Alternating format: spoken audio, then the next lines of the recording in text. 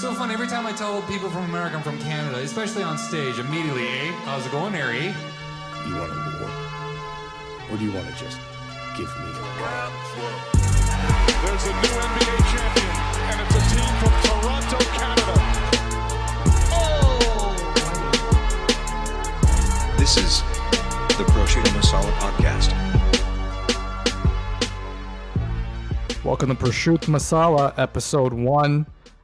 To all our listeners, we're really excited to start this podcast. I've got my main man, Mr. R. Rob, how are you, sir? Good, man. How about you? How are you doing tonight? Doing well. January 4th, 2021. Got over this massive year that was 2020. How do you feel? Yeah, it's a bit of mixed emotions where, I feel great from a business standpoint. I was blessed enough to do pretty decent this year in terms of business because, being in general contracting, I think a majority of homeowners that couldn't travel wanted to spend that money on their homes. So that really helped us. But, it's mixed emotions because we have a lot of friends and family in the restaurant industry and a lot of other businesses that were affected. So my heart goes out to them because, it's been a tough year for businesses. Yeah, it sure has. And I know we're going to talk about a little bit about 2020, so we can definitely cover that when that conversation comes up. But Rob, Prosciutto Masala, our podcast. Why don't we give the folks, our good listeners, a little bit of an idea of why we called ourselves this. For those of you don't know, prosciutto is a very delicious piece of Italian cured ham. Masala is an Indian spice, and Rob, I guess those two things have never historically been put together, but you and I have. Yeah. Well, they are now with us, buddy. That's We put them right. together. That's right. And until we get on video, the folks who've never met us, I am a South Asian man, so I'm a brown guy. Rob is not that. Rob is half Lithuanian, half Italian. That's it. So together we are Prosciutto Masala, and that's just our funky way of being our brand. We're going to be talking about all good things as they come up, topical, not so topical. But I think, bottom line is we are Canadian. We're proud of being Canadian, and this podcast will be as all Canadian as it can be. Buddy, I couldn't have done a better intro myself, man. That was very well said. I appreciate that. As when we talk about Prosciutto Masala, we talk about Canada. For our listeners who live in Canada or live in Toronto, they know just how beautiful this country is, founded on principles of diversity, multiculturalism. So today, what we want to talk to you guys about is white privilege. This is a phenomenon that's been actively discussed over the last, I would say, 10 to 12 months, stemming from the very, very unfortunate murder of George Floyd in the States. So this would go back to about May of 2020. Obviously, the protests and the Black Lives Movement in the United States being a big response to this. And just it's a global dialogue right now. This is not a new issue, but it seems like there's been new light shed on it. So Rob, I guess let's kick things off, and want to get your thoughts on what we're seeing in 2020. We're seeing this Black Lives Matter movement really pick up some steam. Do you think this will continue in 2021? Do you think this will be sustained, or is the unfortunate reality something that was very topical in 2020?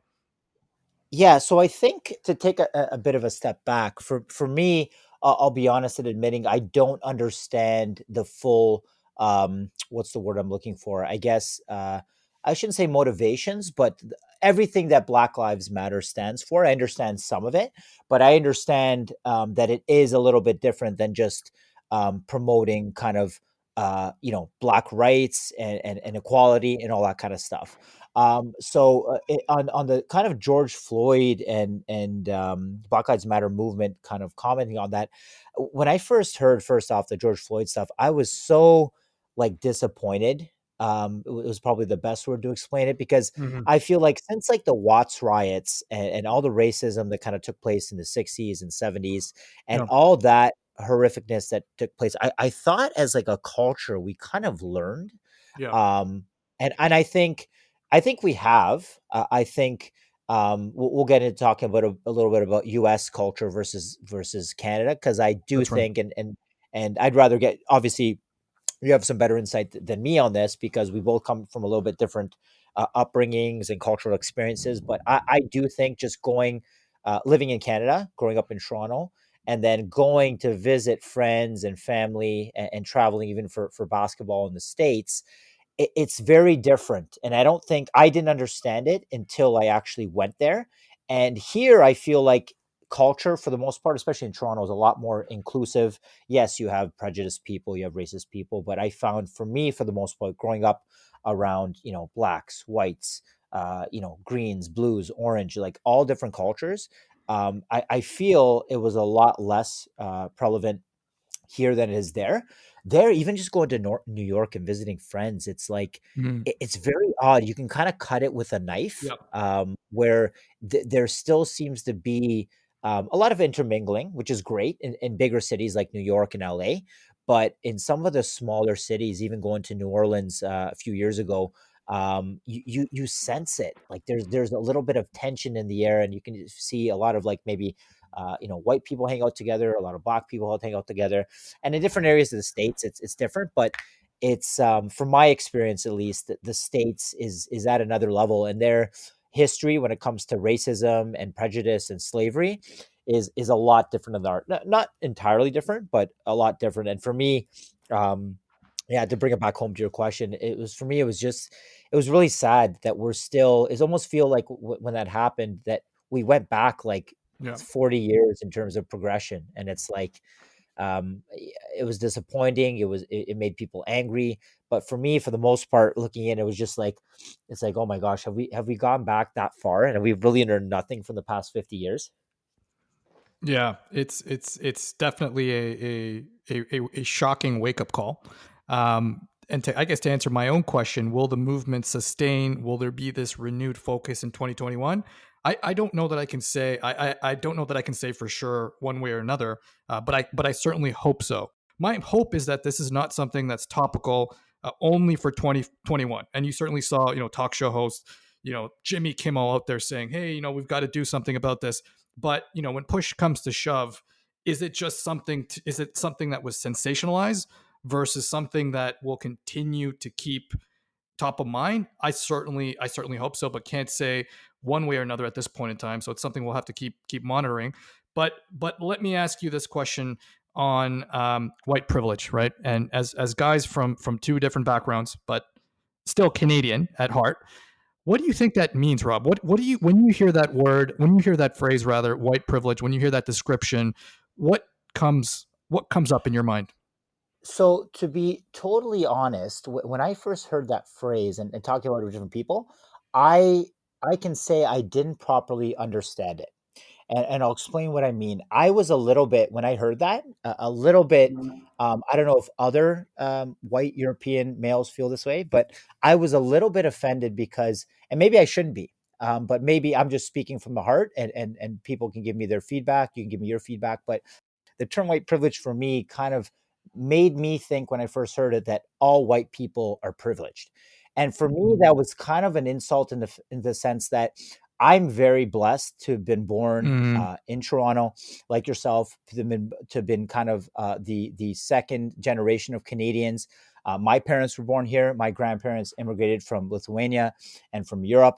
I know my grandfather and my grandmother both, lived through the wars. They worked like dogs when they came here to provide a better life for me, like a lot of amazing immigrants that helped make this country. I personally think, really, Canada is part of the great yeah, country it is because of immigrants.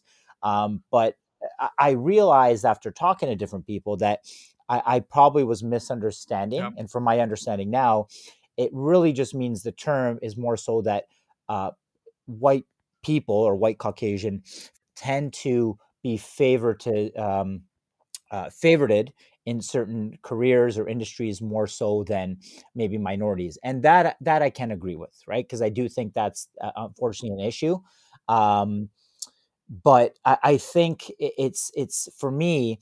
I feel as a white male, I have to obviously be careful, because I you don't want to offend anybody, right? But at the same time, I think it's a disservice to our former generations for me to say, oh, all white people are just privileged. They're just born into wealth, and they just like me. I work very, very hard to grow my business, to get new customers, like a lot of people do. But so, anyways, first off, for me, I kind of took it the wrong way. And now that I understand the kind of meaning behind it a bit more, it helps me kind of.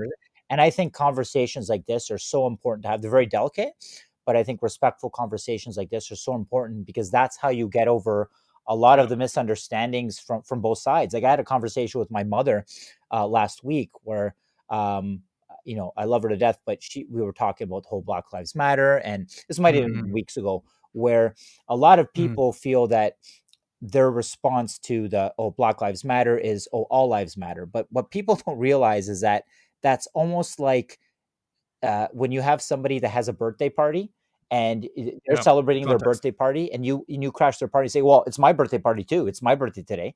It's like, you know what, they went through, the Black community, when George Floyd was killed, went through a horrific situation, and you almost have to let them have their moment. So it's almost like raining on somebody's parade. Let people have their voice. Don't shit on somebody's parade or rain on somebody's parade. And I really do hope this, awareness sustains and continues into 2021. Yeah. So in my perspective, and that's a great response. My perspective is I hope so. I hope this can sustain in 2021 and beyond. All the signs are kind of pointing to it. There's been a wave of institutional awareness. There's very prominent people talking about it in important settings. So I hope so. I just I pray that it's not something that's that was a fad or something that was just a wagon that you had to get on top of for 2020. And folks were saying, that talking about the movement and talking about the, the violent acts that were happening in the States, just because it was something to talk about. So that's my hope, but that's something we'll monitor and see if this continues beyond just that 1 year.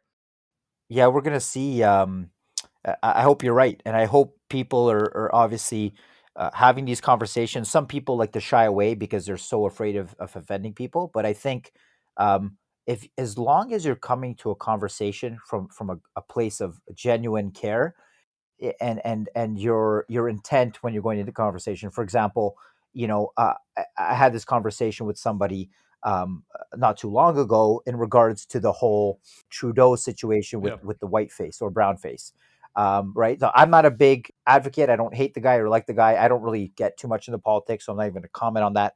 But in regards to what happened there, I thought it was so interesting because obviously the timing. I think it was a political move by the conservatives to kind of release that Yep. information at a right time, right, and try to put dirt on the guy's name. But I think it's so funny how people sometimes Yeah. jump on people without looking at intent. Like I said, I have no opinions toward the guy. I don't like him. I don't hate him. I don't really know too much about him. But looking at that situation, he had pictures at a party, costume party. Mm. This was like, I think, in the 90s or so, give or take Expose them. a few years. Yeah. Um, and he was taking pictures Right. with Indian gentlemen with turbans on. He was taking pictures with a lot of people. He was smiling.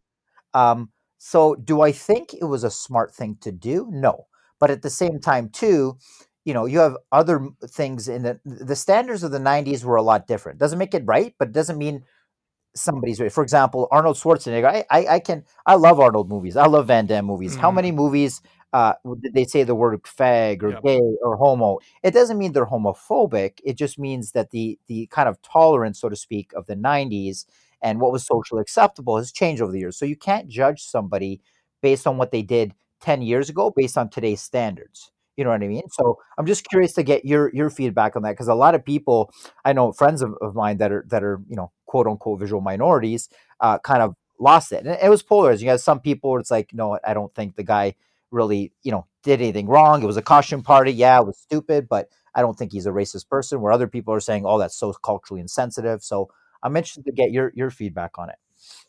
Yeah, it's actually I find it funny. And me, my views on certain types of racial humor. And again, it's mostly my own race that I make fun of. I wasn't offended as a Indian Canadian, as a South Asian Canadian, personally. But I can see why folks are. It might seem like you're anytime you do blackface, brownface, green face, whatever it is, you run the risk of offending someone that doesn't look like you, but looks like the race that you're trying to portray, right? So I understand that's always been something that was sensitive. Would I personally have been affected if I was at that party? Probably not. I mean, it's something I would laugh at. I would probably think he was stupid for doing it. And Because look at the context too. Sorry to interrupt you, but look at the context. It wasn't like it was like, oh, like a KKK party, and he dressed up like that. It was a costume party. Everyone was dressed up. Like again, I'm not saying if he did that today, like there's no kind of excuse for that. Not that there, what I mean, necessarily is an excuse for it, but like I said, to judge somebody by today's standards based on what was socially acceptable 10 years ago, I think is a little bit different. You got to look at intent, right? You got to look at intent. Like, exactly. Exactly. Intent goes a long way in determining if someone's truly racist or truly believes something that's, prejudice against a specific race or culture. Looking back at that and knowing who Trudeau is, who I don't always agree with politically, I could say that there was no racist intent behind that. But again, was it stupid? Was it ill-advised? He was a prominent member of a powerful political party in Canada. Or back before he was actually I believe this might have happened before he was an MP, but I regardless, think it was when he was in school, yeah, or something. regardless, he's the son of a former prime minister. It's something Yeah, you yeah, probably want to tread carefully, right? yeah. There's going to be a spotlight on you that won't be shone on the average person. So back to your question. I'm not, I can't speak for my entire my race. I can't speak for Of other course. Canadian Indians, but my perspective is not racist. Stupid. Is it funny? Maybe I would have laughed back then. Probably not so in this climate, but not racist. Yeah, and I think we need to remember that back to what I keep saying about intent. I think intent is really huge because um, it totally changes the messaging. For example, I was having a conversation with a friend of mine. I'd love to actually have him on the show, a buddy of mine named Patrick, half Jamaican, half Irish, very interesting mix. And we were talking about Tropic Thunder and how if that came out nowadays, oh man, not George Clooney, sorry, Robert Downey would have been blasted, But I was getting his perspective on it, and maybe we'll talk more about it when we focus on this topic on another show. But he personally wasn't offended in the most, but I think it's we run the risk nowadays of everybody being afraid almost to have fun or speak freely. Obviously, there's things that are obviously blatantly racist, but like I think you were talking about is where a lot of people have problems is the gray area. It's like Robert Downey Jr. playing that role. Was that racist, or was that more playing on the fact and making humor of there are certain actors out there who essentially take their roles way too seriously?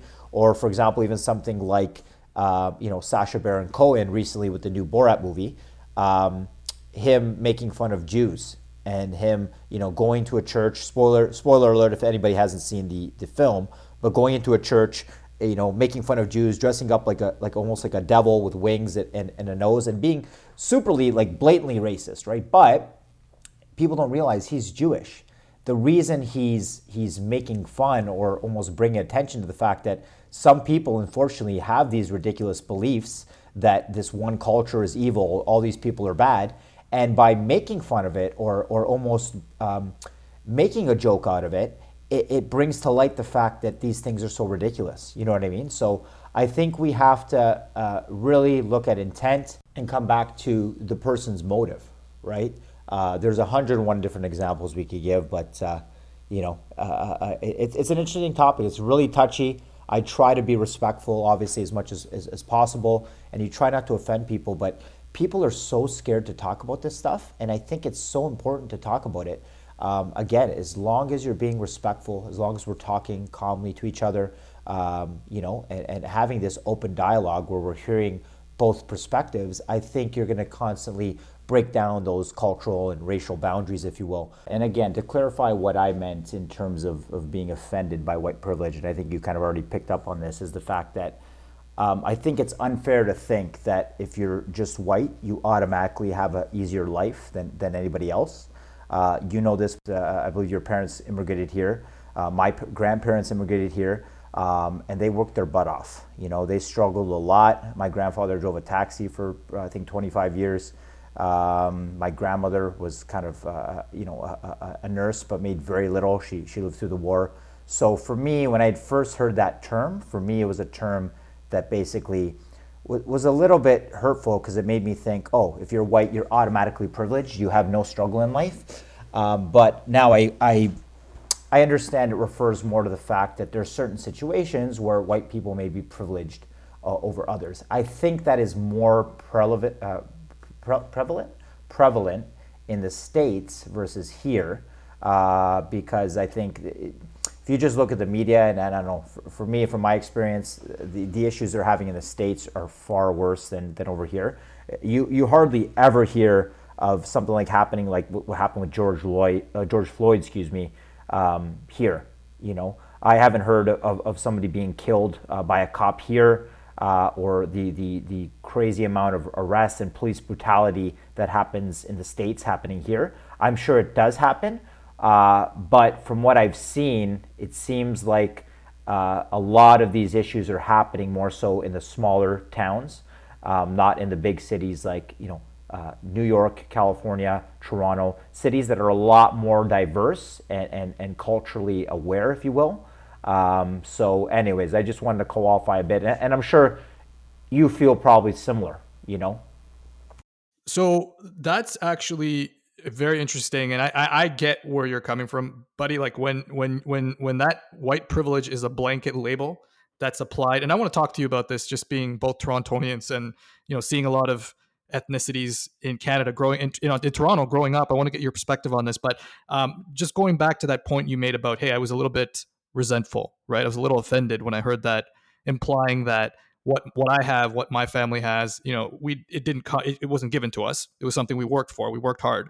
I'll tell you that, growing up, I had a similar chip, let's call it a chip on my shoulder, right? And this is something that needs an honest sort of dialogue against, and that is just being a guy who's brown, right?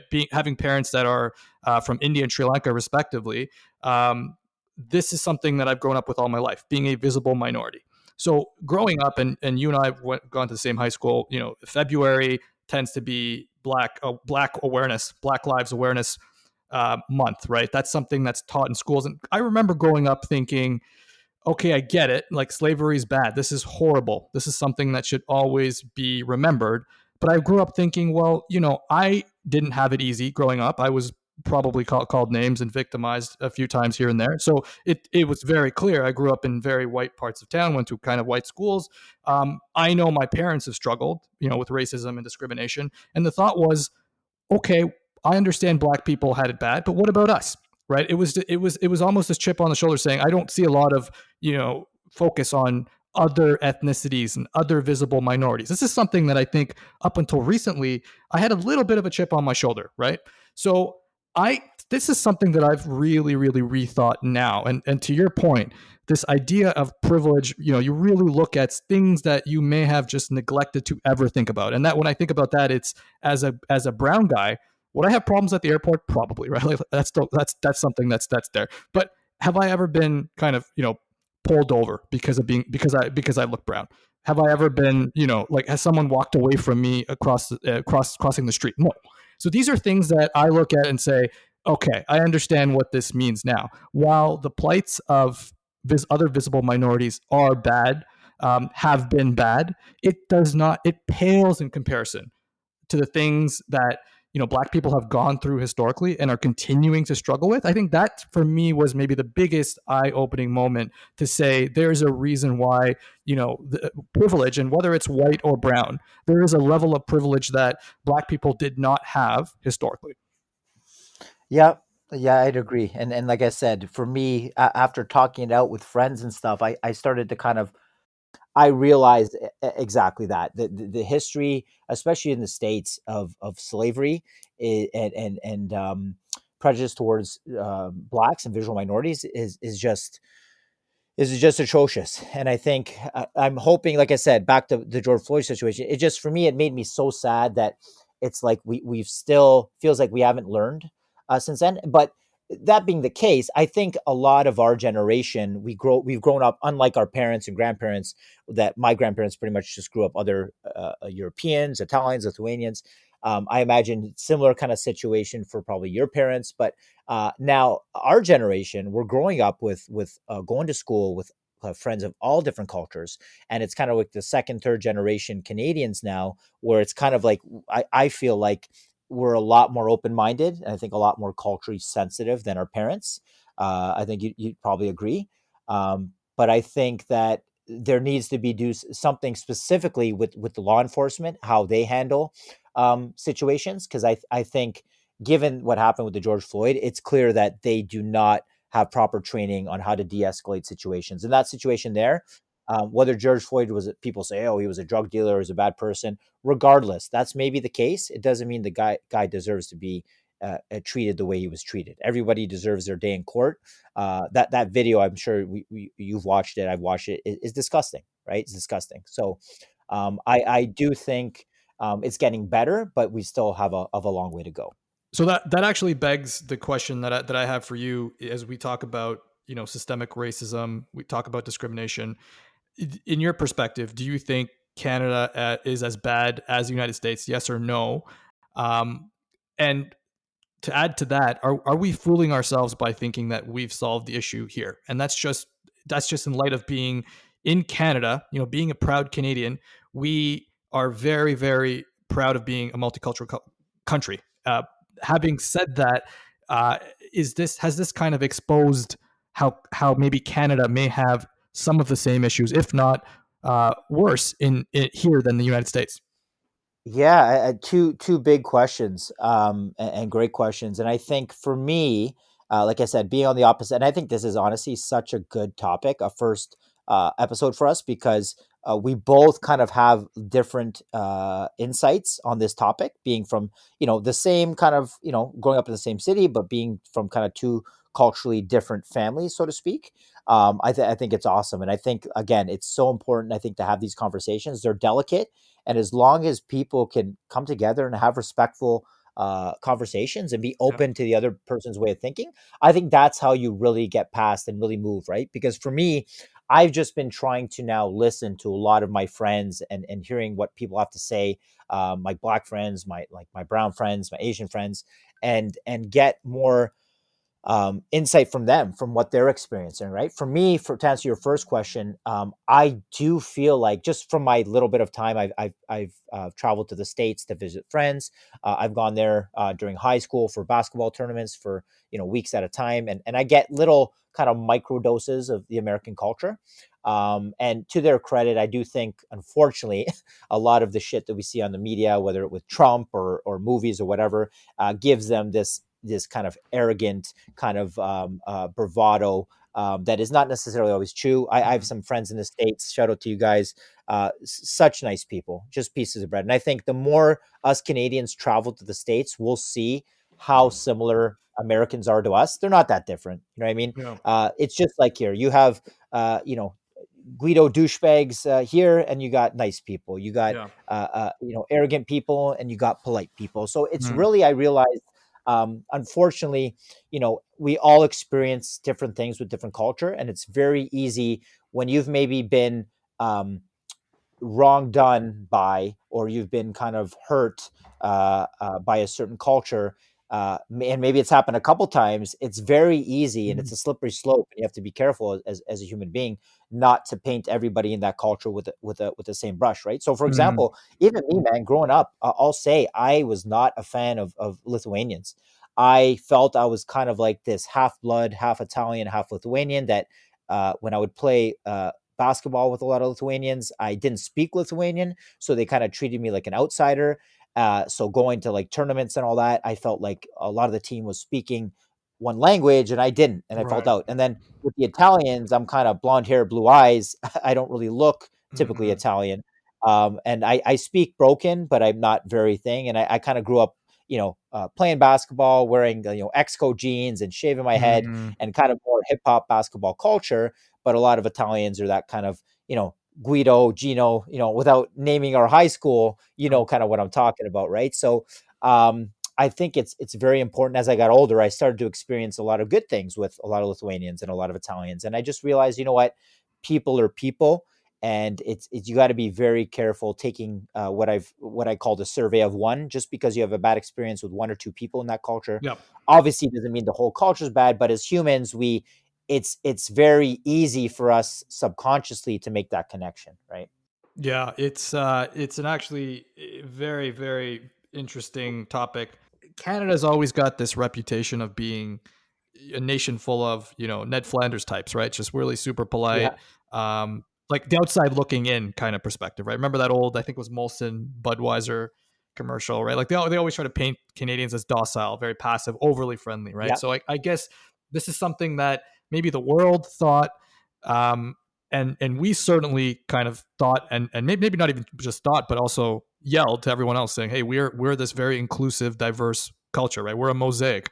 But I guess you're bang on. I don't think you can paint that wide of a brush in any society, in any country, and say, "Hey, it's predominantly this is predominantly a racism, discrimination free environment." And when we talk about overt versus covert, right? I think maybe that's where there's a little bit of a divide. So I think what came up last year, which was interesting. I don't know if Rob, if you heard the story of Amy Cooper, the girl in Central Park. I did not know. Okay, so basically the story there was, she was walking her dog, and she was in a park, and she ran into someone who was walking their dog, where they weren't supposed to be, and Okay. instead of just telling that person, I believed she called the cops. Oh, is In that this that conversation, she got stupid threatened. white lady that was, like, getting mad at the black Yes. guy for saying what an idiot she was. Yeah, I heard about that. Yeah, that's you An idiot. basically broke Oh my that down, god. bro. That's exactly what happened. She called the Okay. cops because she was scared. This was a black guy she was Oh talking my about, god. and so that And th was really, that sorry, is really that in brought New us. York? That was in New York. That was in Central Park, and so I think she was a kid. I think Oh she was my a god. Canadian student, I believe, or if not a student, she was a young lady, but Oh, was she? extremely. I thought she was older for No, some reason. I'm pretty sure she was in her 20s at the latest. Okay. But I think that was maybe a point of shame for me, right? I think that's really there was a lot of conversation then about, hey, are Canadians really, really nice, or are they racist behind the scenes, right? Like this idea of For sure. overt versus covert racism. I think that's what's Yeah. begged the question, because to your point, it's there are going to be bad apples wherever you go, right? But Yeah. but I Yeah. think the question that comes to me, or what I think about, is are those bad apples here, maybe a little bit more discreet, right? Are they maybe openly saying the right things, but when push comes to shove, right? And that Amy Cooper example was perfect, right? Where she felt threatened, right? And therefore would think something very racist, or think something extremely prejudiced, towards another race, right? Yeah. Yeah. And that idea of, like, I don't know if you've heard NIMBY, not in my backyard. Like, it's fine. I understand. I support the cause, but not when it affects me, right? And I think maybe that's Yeah. the Yeah. idea of racism in Canada, that these issues last year really showed on. And another one I would point out is, this is something I was tracking with pretty recently. I don't know if you know Jessica Mulroney, so Ben Mulroney's daughter. I Okay. believe somebody tweeted, about her being white privileged. She I Okay. believe turned around turned around to say, I think she turned around to say, I'm friends with Meghan Markle. How can I be racist? Right? Like, that's a whole other story. But I think what was Gotcha. also funny was she tweeted back that I think she was going to sue this girl, right? And so you think Okay. about irony, and you think about somebody with power and influence suing somebody for outing them, right? So I think these two cases, the Amy Cooper and the Jessica Mulroney case, really shown that, hey, Canadians, can sometimes have a little bit of a negative edge about them when it comes to these conversations, right? So that's those are two kind of incidences that really happened last year that, really showed Canada in a different light, right? But kind of going back to white privilege for a second, and again, as being Torontonians, in Ontario and Canada, I want to get your thought on what, as an Italian, as an Italian Lithuanian guy, what do you think white actually means in Toronto? Is my first question, and two, do you think you're white? Like, do you identify with being white? You know what? That's a great question. So I feel I don't want to speak for all kind of European, Caucasian, Canadian-born males. But for me, growing up, and you're familiar with the term munja cake. When I think of white, I think of munja cake. Munch So cake. munja cake is kind of like, for those listeners who know, it's kind of like a Canadian-born kind of like, Mm. white, been here for 50 generations. No real ties to kind of Right. Europe. You're just, drinking beer and watching hockey kind of Generally, thing. generally they're So, they're like mutts, right? They're like a mix of Scottish, Irish, exactly. like that. That I think for me, and like my take on it is that that's the difference between like a wasp, right here, and like a munchkin. Yeah, yeah, Wasp may have a little bit more of a strong heritage connection to Scotland or England, right? And they kind of yeah, identify. yeah. Whereas like a munchkin cake, the way I always thought of it is like, hey, you're like an amalgamous blob of ethnicities from the UK. You don't really identify it. You third, fourth generation, Yeah. and tell the people, Rob, what that actually translates to. What does manja cake actually mean? Manja cake is kind of breaking down into like mangiare is like eat, and then cake is just like, cake. So it's like somebody who kind of just eats cake Someone and that like eats really doesn't bland eat food. any real It's good food, hilarious. So It's hilarious. exactly, And as exactly, right? insults come, I think that's funny because that's not really offensive, right? Like to say someone's a manja cake, right? So like so Yeah, like I'd say it sometimes that some of my friends that they know I'm coming from a good place, and it's chirping each other, right? And they'll call me a wop and go eat some more pasta, and, yeah, and I take it. I know it's out of love, I know it's not out of a place of hatred. And this is back to the whole thing of intent, yeah. right? Like I know, if we're talking and you're joking with me, and I have friends that do this, like, hey, you wop, go eat some more chicken parmesan, right? And go watch soccer, right?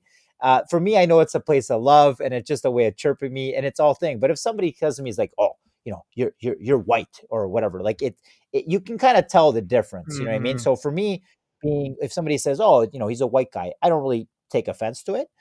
Just as like if I'd call one of my buddies, hey, it's a black guy, it is what it is. We It's an easy way to refer to people, not necessarily that it's right, but I don't mean anything offensive by it. I know when people are talking to me and calling me white, they don't mean anything offensive Yeah. by it.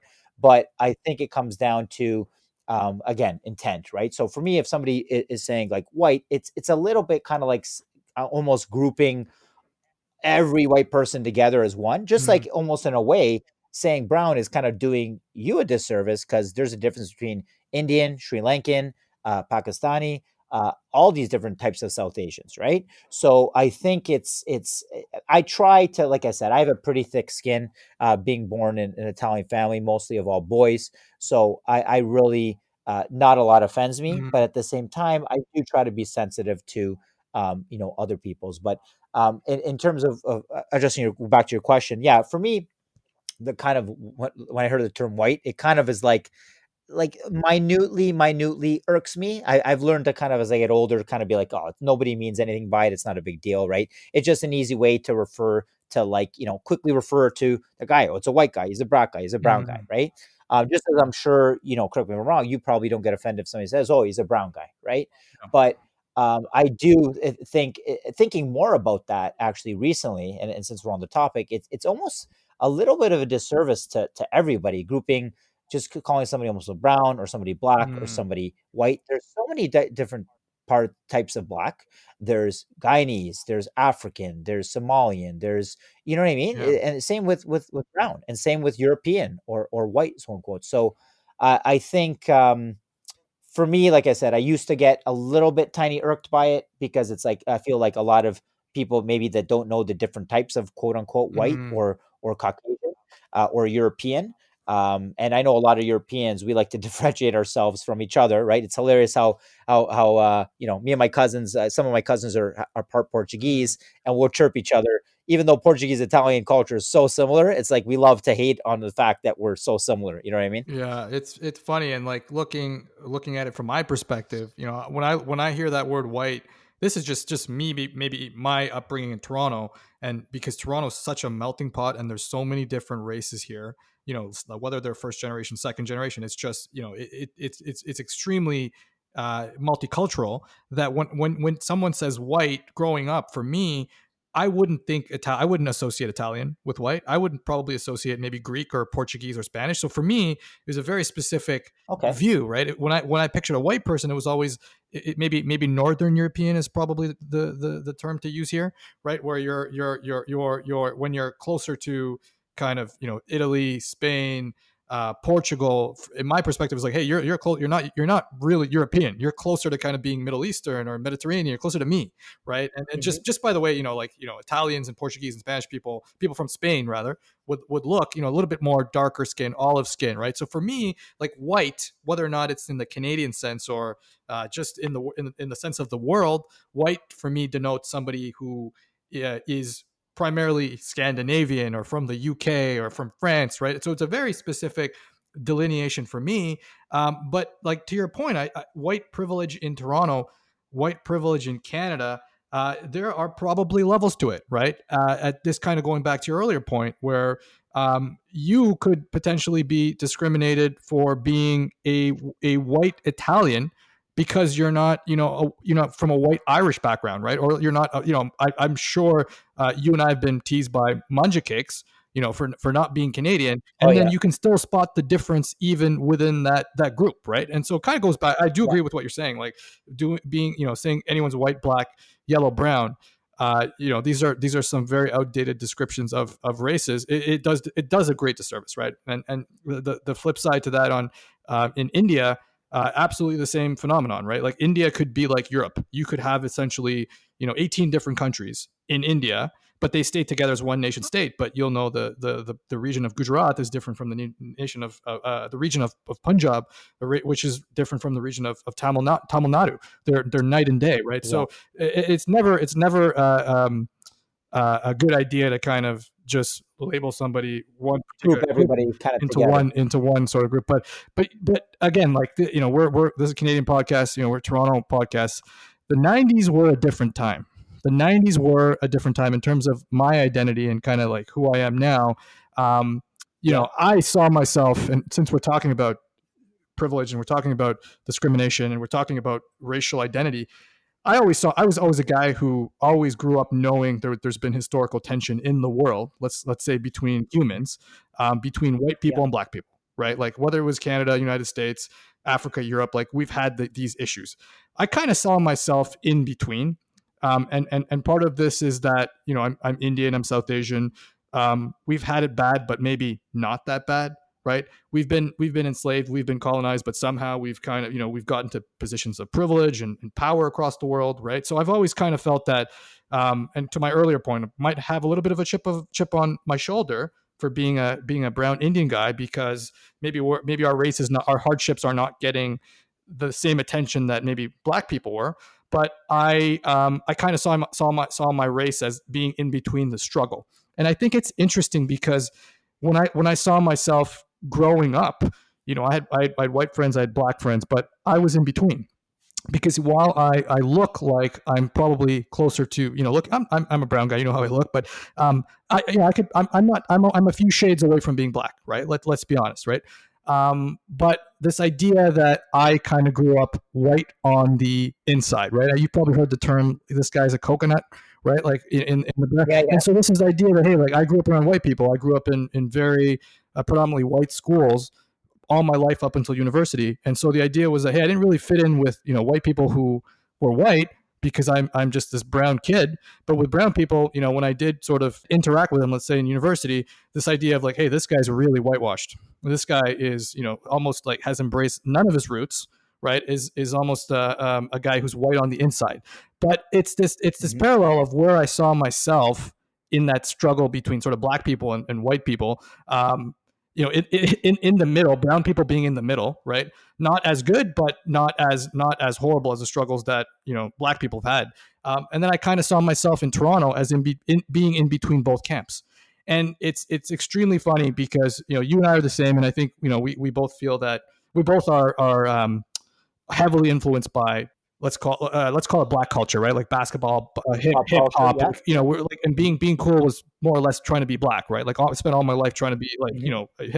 a rapper, or basketball player.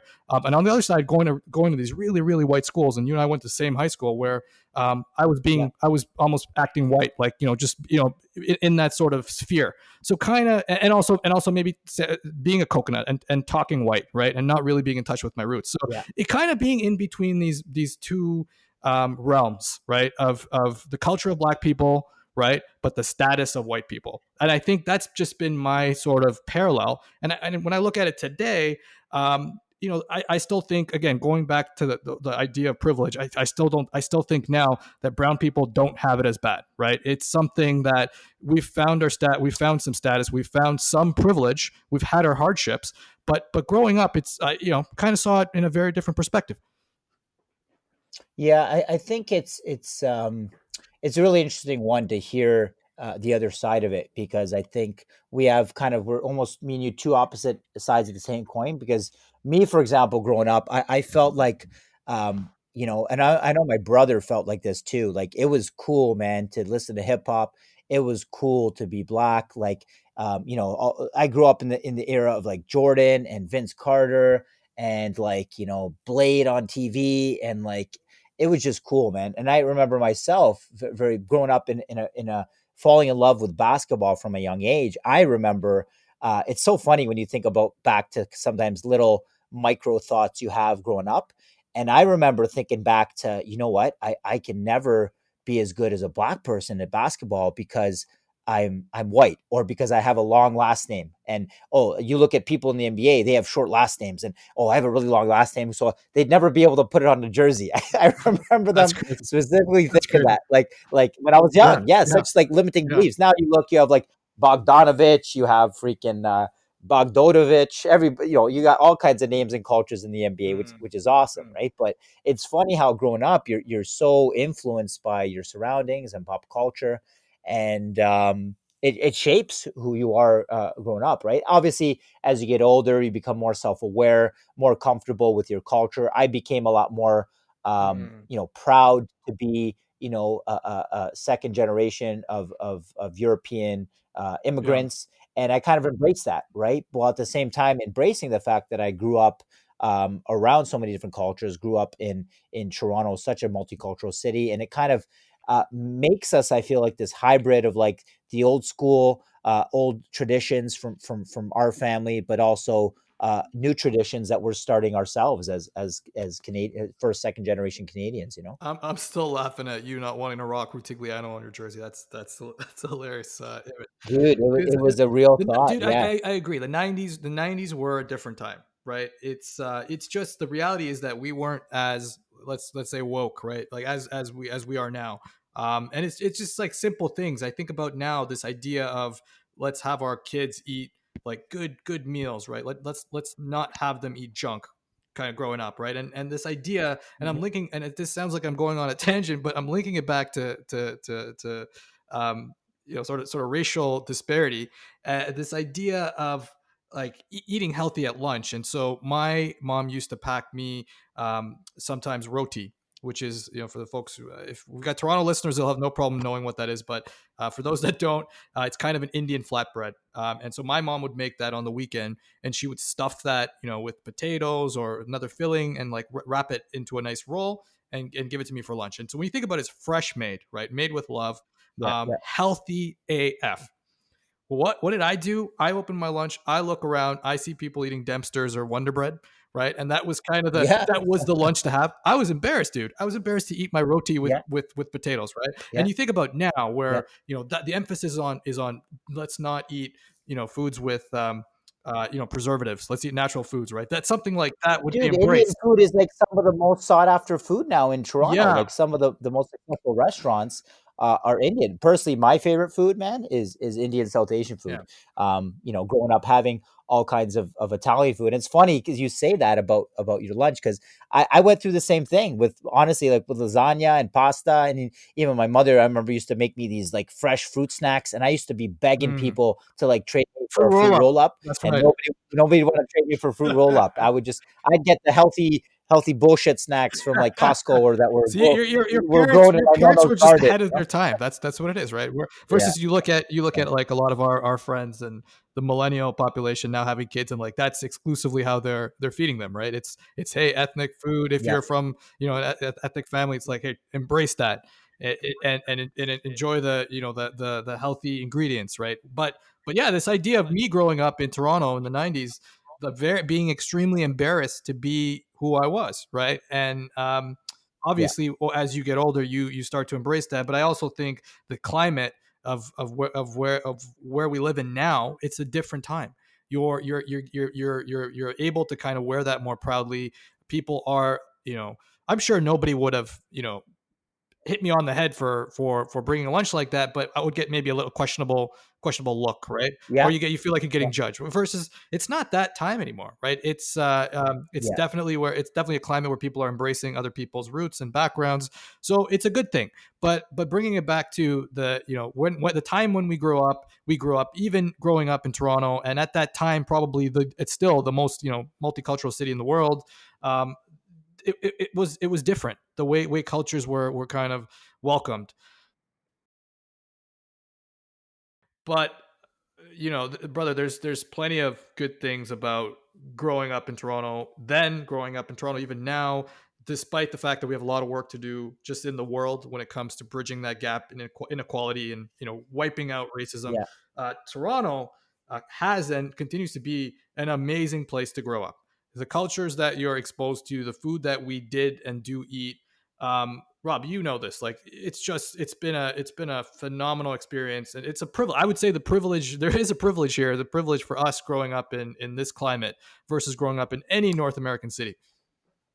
Oh, absolutely. I think especially growing up, I mean, I think I know I'm not sure if I speak for you, but growing up, especially watching a lot of American content on TV, listening to a lot of American artists, uh, being from Canada, even just talking to friends in the States, and even the few times when I was younger going to the States, I almost felt I had to shy away from the fact you're Canadian. I almost felt, as silly as it sounded, like a bit embarrassed to say I was Canadian. But thanks to a lot of, honestly, like over the past 5-10 years, a lot of amazing Canadian athletes, Canadian actors, Canadian musicians, kind of putting the spotlight more on Canada, especially Toronto. I know we both love Drake. There's people out there that hate on him. You can say what you want, but you Oh, know what? beautiful. He always bigs up Toronto. He always reps Toronto. And I think Drake kind of, you could almost argue, single-handedly made it kind of cool to be from Yeah. Toronto. Nobody started with saying the six. Nobody was saying, like, Six God, and big upping Toronto as much as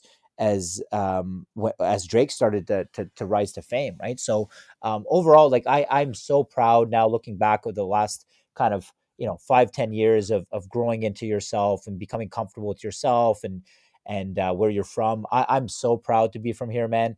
There's not I've traveled quite a bit. I know you probably have as well. There's not another place on the world I'd honestly rather live. The States is great, but I just think we're better. I want to just remind our listeners that there will never be any bad thing said about Drake, aka the Sixth God, on this podcast. That is a You guarantee, my better know. friend. You Vaughn better know. Vaughn Road and Eglinton represent. Drake's put it down. Drake's put it down for Toronto. I think we probably need a separate podcast just on Drizzy and I Honestly, I think we and do. I, Drizzy and Dr- Bieber, because I'm a yeah, I know Biebs. you're I'm a a Jay Belieber. Beebs fan, and I think the hope of this podcast is to one day get Drizzy or Beebs on this podcast. That's what we're gonna work to, brother. Dude, that's the end goal. So that's probably it for us this week on Prosciutto Masala. Hope you enjoyed our first episode. Check our channel, subscribe, email us at prosciuttomasala@gmail.com if you have any feedback, and we'll talk to you next week. Thank you, everybody, for listening.